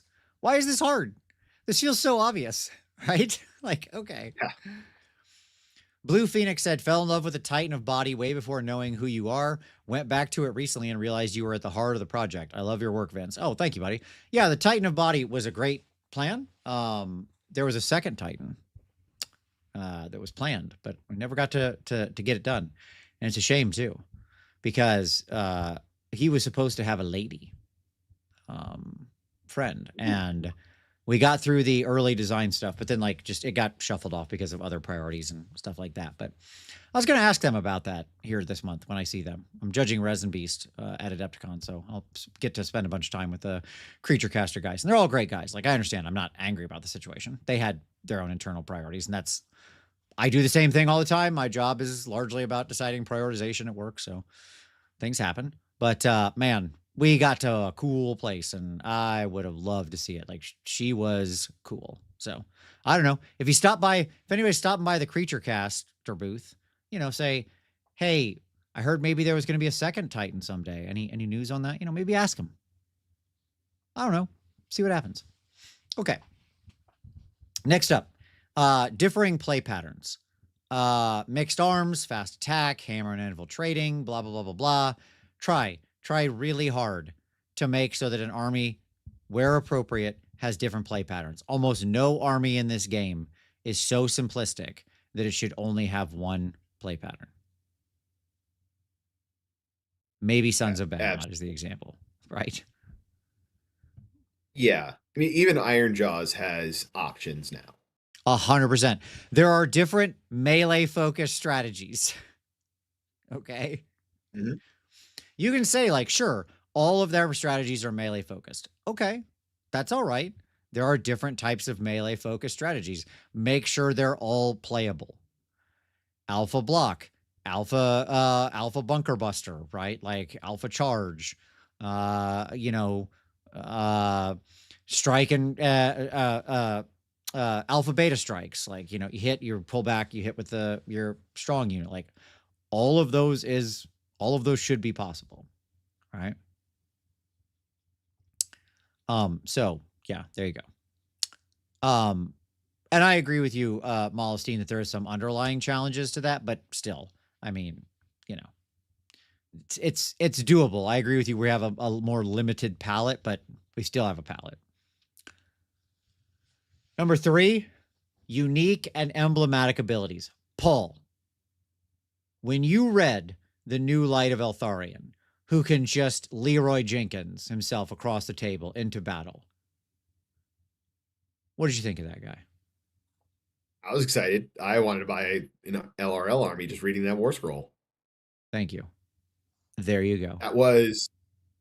Now that is something that speaks very specifically to me, that I love the dorky little foot heroes that can just Leroy Jenkins their way across the battlefield and do things.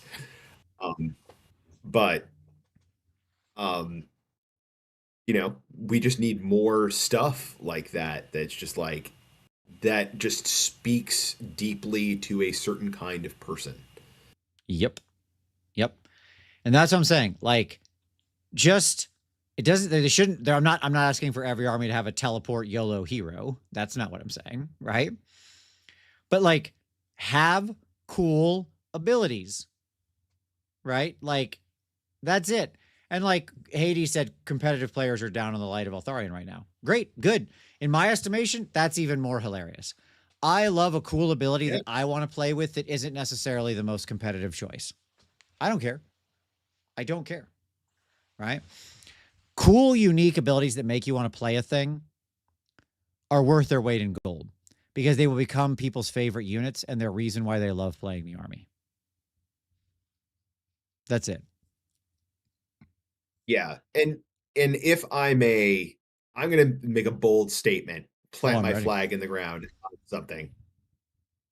Um, I think a lot of the sins that are being committed in the design space in general for Age of Sigmar over the last several years are sacrificing fun at the altar of competitive play. Mm-hmm. Mm-hmm. Mm-hmm. Preach, brother. And that needs to go die in a fire. Yep. Like, this game started off as a silly sandbox game that didn't even have points, let alone army composition rules or Sure. battle tomes or any of that. Yeah. And it just slowly has been grinding more and more and more towards a competitive oriented game that is like not what anybody signed on for. Yep. This is wisdom. This is the way. My last one is make sure your troops have a role, right? Like, just units should have a role. They should be doing something. The number of times recently where I've read a tome and gone, I don't know what this is meant to be doing. Like, what is the purpose? What would you say you do here? Right? Mm-hmm. Uh, Yeah. It doesn't have to be good right. either. It just has to speak to somebody. It has Right. to have some kind of role that makes somebody look at it and say, I want to try and make that work. Yep. Some But purpose there's to putting things it on that the just like table. there's no there to make work. Right. Right. Yep. Yep. Uh okay. So my last final note is stop the over reliance on special characters. That's it. I just wanted to say that at the end. Please stop making the Yep. special character be an automatic pick. If I had to label the actual weakness of the Hellsmiths of Hashut book, okay, it has nothing to do with the whole like accounty thing. Because honestly, like again, it's really weird when you read it, but when you play it, it's perfectly fine. Like it's not a bad mechanic. It's a very slow mechanic, and your army doesn't often have the power to go deep in the game. But it's a perfectly fine mechanic. Like it's not complicated. It's not hard. You just pee on the terrain. You put a little marker down and move on with your life.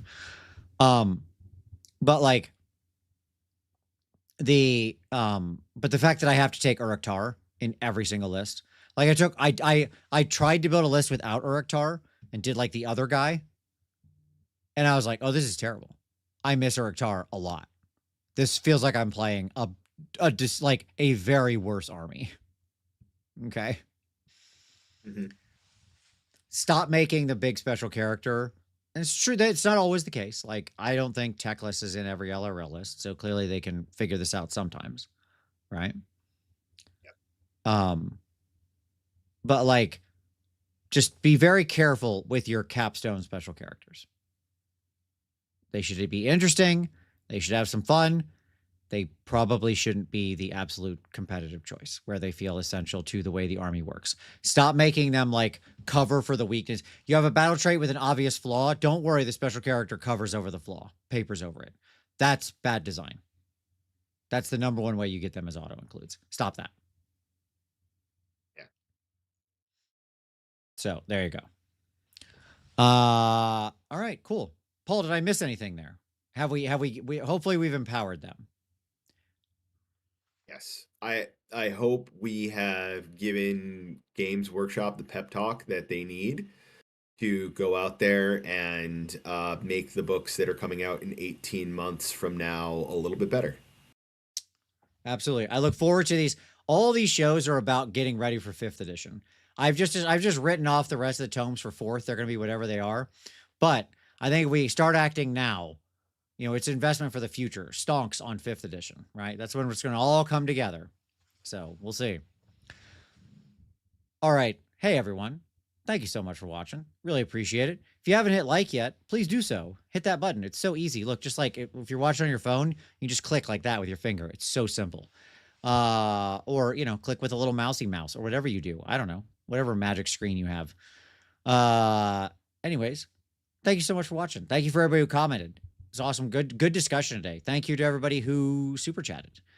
Thank you to everybody who supports the show in general. Don't forget, lots of ways you can support the show. You can go down there. You can hit up those affiliate links. Anytime you're picking up hobby supplies, hit them links. Saves you money. Really does help the channel. You can check out Fireball the Gazebo, John and I's podcast. Speaking of fixing things, this week, John and I talked about how to fix 5th edition or save 5th edition D&D for a potential 6th edition. So there you go. I guess I was just in the mood this week. Check out Snarlcast, Uncle Adam and I's indie wargaming podcast. We got a very fun new episode coming out next week. And yeah, and of course, Patreon, merch store, blah, blah, blah, blah, blah. Links. Click them. Do things. It's awesome. Be a hero. Hey, everyone. Thank you so much. Really appreciate it. Next week will be a hotel show as I am on the road. So we'll probably do a little bit of just like hobby type of focus stuff. So prep yourselves for a hobby focus show next week. Lynn, I'm sorry. I'm sorry you just got here. Don't worry. You can go back. That just means you get to go back and experience everything for the first time. And we're glad you got here all the same. I appreciate you. When am I going to save at Magic the Gathering? As soon as I stop working my normal job and can start the Magic podcast, I wanted to stop or to start. Sorry. I don't know. I'll probably go on Kenobi's show at some point, or Kenobi's channel at some point in time in the future, and do thing. We've talked about what we want to do there. Anyways, so next Wednesday, we'll see you there. Hobby show. Thank you very much for watching. As always, we'll see you next Wednesday. And don't forget to start rolling dice.